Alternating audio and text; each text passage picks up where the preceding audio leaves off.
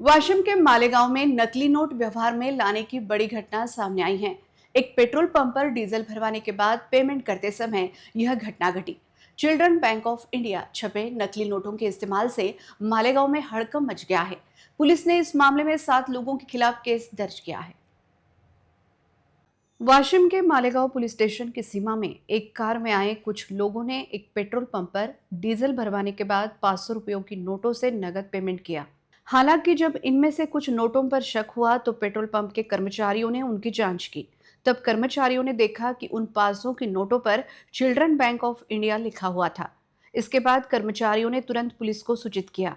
जब पुलिस मौके पर पहुंची और गाड़ी की तलाशी ली तो उन्हें गाड़ी के भीतर लगभग 23,50,000 रुपए के नकली नोट मिले। पुलिस ने गाड़ी में मिले नोटों को जब्त कर लिया है और इस मामले में गाड़ी में सवार 7 लोगों के खिलाफ केस दर्ज किया गया है। इस घटना से वाशिम जिले में काफी हलचल मच गई है और मालेगांव पुलिस इस बात की जांच कर रही है कि इस नकली नोटों के रैकेट में कोई बड़ी हस्ती तो शामिल नहीं है। अमानी पेट्रोल पंप येथे संध्याकाळी 7 वाजताच्या दरम्यान एका इनोव्हा कारमध्ये 7 इसम आले।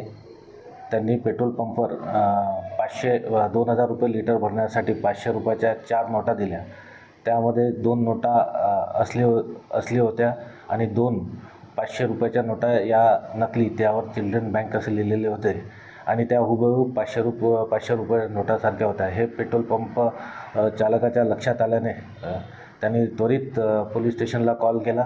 पोलीस स्टेशनची सर्व टीम तिथे जाऊन त्यांनी संबंधित कारची झडती घेतली असता त्यामध्ये 500 रुपयाच्या नकली नोटा आढळून आल्या। त्यामध्ये जवळपास 23,50,000 रुपयाच्या 500 रुपयाच्या नकली नोटा होत्या।